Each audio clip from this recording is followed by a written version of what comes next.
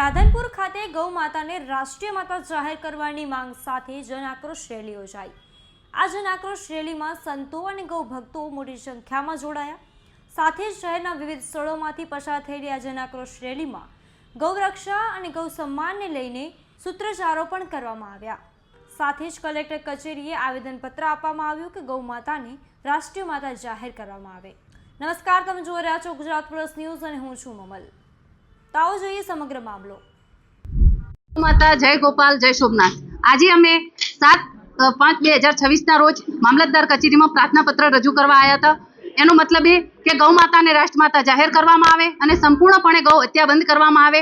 એટલે અમે મુખ્યમંત્રી શ્રી, રાજ્યપાલ શ્રી અને વડાપ્રધાન શ્રી ને આ પ્રાર્થના પત્ર રજૂ કર્યો છે અને આ પ્રાર્થના પત્ર અમારો ત્યાં સુધી પહોંચે અને તત્કાલ ધોરણે ગાય માતાને રાષ્ટ્રમાતા જાહેર કરવામાં આવે અને સંપૂર્ણપણે ગૌ હત્યા બંધ કરવામાં આવે એવી અમારી નમ્ર અપીલ છે।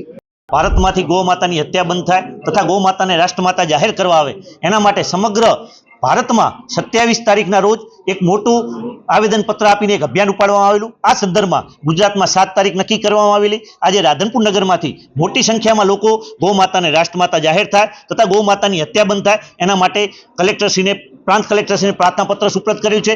આઝાદીના 78 વર્ષ પછી પણ ભારતમાં ગૌ હત્યા એ આપણા હિન્દુ સમાજના મસ્તક ઉપર લાગેલું એક મોટું કલંક છે અને અહીંયા આપ મીડિયાના માધ્યમથી પણ હું કહું છું, અમારો અવાજ સરકાર સુધી આપ પહોંચાડો અને તાત્કાલિક ધોરણે ગૌ માતાની હત્યા બંધ થાય અને ગૌ માતાને રાષ્ટ્રમાતા જાહેર કરે એવી સરકારને નતમસ્તક પ્રાર્થના કરીએ છીએ કે અમારી આટલી માગણી સ્વીકારે।